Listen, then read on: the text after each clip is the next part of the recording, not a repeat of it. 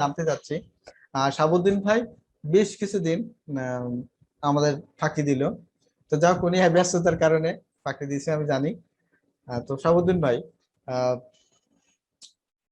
পুরো কোর্সটাতে আপনি যতগুলো ক্লাস করছেন বা আমাদের সিস্টেম বা সবগুলো মিলায়ে আপনার মতামত চাই।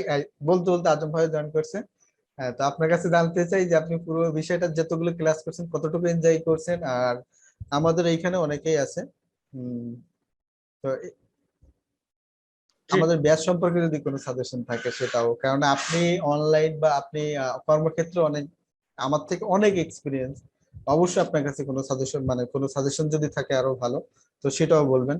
কারণ হয়তো এর পরে কোর্সে সেগুলো এইভাবে আপনাদের আর বলতে পারবো না যে ভাই আমার সাথে, মানে হয়তো আপনার সাথে ইনবক্সে কথা বলতে পারবো, ফোনে কথা বলতে পারবো। তো এইভাবে সরাসরি এত মানে ফ্রি টাইম নিয়ে কিন্তু এইভাবে পাবো না আপনাকে, মানে আপনার টাইম দিবেন ক্লাসের টাইম, সেভাবে কিন্তু অত সময় পাবো না। তো বলেন আপনাদের পুরো ওভারভিউ এবং আমার সম্পর্কে যদি বলতে চান, আমার আরো কি পরিবর্তন, মানে ক্লাসে নিতে গেলে বা আরো কি ইমপ্রুভ করা দরকার, ভাই সবকিছু সাজেশন চাই। আমরা পরে আজম ভাইয়ের কাছে যাবো। জি জি আসসালামু আলাইকুম। ওয়ালাইকুম আমি আসসালাম। আসলে সরি যে শেষের দিকের অনেকগুলো ক্লাসে আমি জয়েন করতে পারিনি। আমার যেহেতু অফিস বা অফিসের বিভিন্ন কাজ বা বিভিন্ন বিষয় নিয়ে আসলে এত ব্যস্ত ছিলাম, আমি আসলে মিস করেছি সবকিছু। তো প্রথম থেকে আপনার কাছ থেকে আমরা যে ক্লাসগুলো আমি আপনি করিয়েছেন, এবং অন্ততপক্ষে আমি আমার কথা বলি, আমি যেটা শিখেছি আসলে আমার বেশ কাজে লাগছে। এবং আপনি ভাই ভাই টিচিং এর ক্ষেত্রে ভাই আমি একটু আপনাকে থামাবো। আমরা কিন্তু ছোট্ট করে আপনার পরিচয়টা জানতে চাই, আপনি এখন কি হচ্ছেন, মানে ছোট করে যতটুকু বলা যায় আর কি। কেননা আমরা এতদিন অনেকেই একসাথে ছিলাম, হয়তো আমি আপনার সাথে কথা বলা হয়েছে বা আপনার সম্পর্কে একটু কিছুটা জানি। তো অন্য এরা তার মানে অন্য যারা আছে তারা কিন্তু জানে না। তো আজকে সবার কাছ থেকে তাদের ছোট পরিচয়টা নিচ্ছি, নেওয়ার সাথে কথা হবে ভাই। জি, আমার পড়াশোনাটা হচ্ছে আমি ম্যানেজমেন্টে অনার্স মাস্টার্স, পাশাপাশি দুইটা শাহজালাল ভার্সিটি থেকে আইটির উপরে আমার একটা ডিগ্রি করা আছে। ঢাকা বিশ্ববিদ্যালয় থেকেও আমার একটা কোর্স করা আছে। পাশাপাশি হচ্ছে আমি রিসেন্ট ক্রিমিনোলজির উপরেও নর্দার্ন ইউনিভার্সিটি থেকে একটা কোর্স করেছি। আর অতি সম্প্রতি আরেকটা হচ্ছে জার্নালিজমের উপরে, এটা আর্টিকেল 19 আর ডয়েচ ভেলে বাংলাদেশ এবং জার্মান কর্পোরেশন, এই তিন প্রতিষ্ঠান মিলে একটা কোর্স আছে, যেটা প্রায় 40 সপ্তাহের মধ্যে শেষ করতে হয়। আলহামদুলিল্লাহ আমি এটা 8 সপ্তাহের মধ্যে আসলে আপনাদের দোয়ায় এটা শেষ করতে জি পেরেছি ভাই, আমি আপনার সফলভাবে। পোস্টটা দেখছিলাম এই বিষয়ে। জি। জি ভাই। এবং বেশ রেকর্ড পরিমাণ মার্কও এটাতে আমার গেইন হয়েছে। তো আসলে আমি পড়াশোনা করতে পছন্দ করি, আমার পড়তে ভাল লাগে। পাশাপাশি যেহেতু লেখালেখি করি, আমি আমার স্টুডেন্ট লাইফ থেকে আমি আসলে সাংবাদিকতা করি, দেশের বেশ কিছু লিডিং পত্রিকা এবং দেশের বাইরের পত্রিকাতে আমি কাজ করেছি।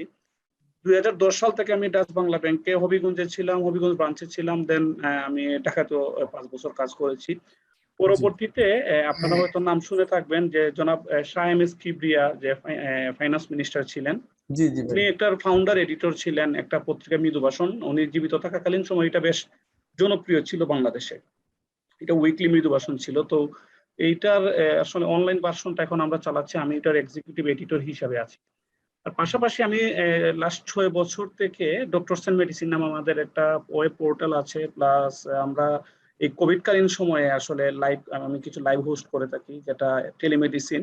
এবং এটা আপনার বাংলাদেশ, আমেরিকা এবং ইংল্যান্ডের বেশ টপ লেভেলের বাঙালি চিকিৎসক যারা আছেন তারা জয়েন করেন। পাশাপাশি আমি সিলেটের ইতিহাস ঐতিহ্য নিয়ে একটা কাজ করে থাকি। এটা হচ্ছে অনেকটা উইকিপিডিয়ার মতন, যে সিলেটের যত ইতিহাস আছে আসলে এক জায়গায় নিয়ে আসার একটা প্রয়াস। এবং এই কোভিডকালীন সময়েও আমরা আসলে সিলেটের বিভিন্ন ইস্যু নিয়ে আমি কাজ করেছি, লাইভ করেছি। এখানে মন্ত্রী থেকে শুরু করে যার যার ক্ষেত্রে যারা দেশ এবং দেশের বাহিরে যারা সফল আছেন তারা অনেকেই আসলে আমার সাথে অনুষ্ঠান করেছেন, এবং দুটা মিলে প্রায় আমি 150-র উপরে এপিসোড করেছি। মোটামুটি মানুষজন একটু দেখেন আমাদের আমাদের অঞ্চলে বিশেষ করে। জি ভাই, এই আমিও হচ্ছে। দেখি কিন্তু। ধন্যবাদ। আমিও কিন্তু দেখি ভাই। জি, ধন্যবাদ।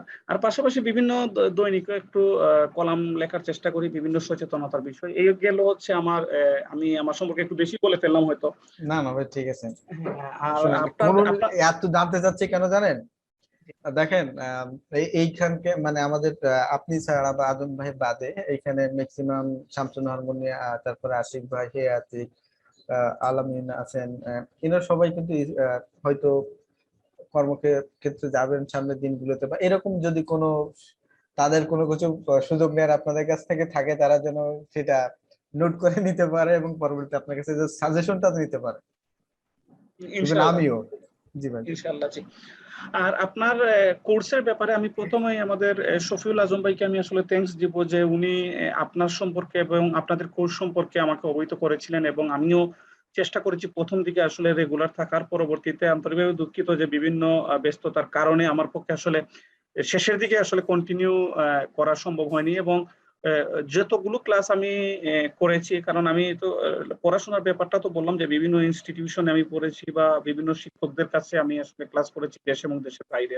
জি ভাই। এক্ষেত্রে আপনি আপনার ক্ষেত্রে মানে আপনি আপনার ফিল্ডে আসলে আমি বলবো যে আপনি আসলে, আমি যতগুলো ক্লাস করেছি আমার মনে হয়েছে যে আসলে আপনি খুব ভালো একজন প্রশিক্ষক, ভালো একজন শিক্ষক। আপনি খুব ভালোভাবেই আসলে বিষয়গুলো আমাদেরকে বুঝিয়েছেন। এবং আমি মনে করি যে আমার যে কিছু কাজ প্রয়োজন হয় রিসেন্ট, আমি কিছুটা আমার কাজের মধ্যে আসলে পরিবর্তন আনতে পেরেছি। কারণ আগে আমাকে আসলে আউটসোর্সিং বেসিসে অন্য জায়গা থেকে আসলে এই কাজগুলো আসলে কিছু কাজ করতে হতো। এখন আমার হয়তো ইমার্জেন্সি বেসিস এখন আমার করতে হওয়া দরকার। অন্য কারো কাছে গেলে কিন্তু আসলে আমি টাইমটাও ম্যানেজমেন্ট করতে পারতাম না। জি কিন্তু এখন টুকটাক আমি আমার কাজটাই আসলে চালিয়ে যেতে পারছি। এটা জি অনেক বড় একটা বিষয়। তো আমি আশা করব যে আপনি যে ওয়েতে আগাচ্ছেন, একদিন আপনি আসলে দেশের মধ্যেও আপনি এই প্রফেশনটা, যদি আপনি ট্রেনিং সেকশনে যদি আপনি থাকেন, আপনি অবশ্যই ভালো করবেন। এবং তো অবশ্যই আমরা রিকমেন্ডেশন করব আপনার ব্যাপারে। আর রিভিউর ব্যাপারটা ইনশাল্লাহ যে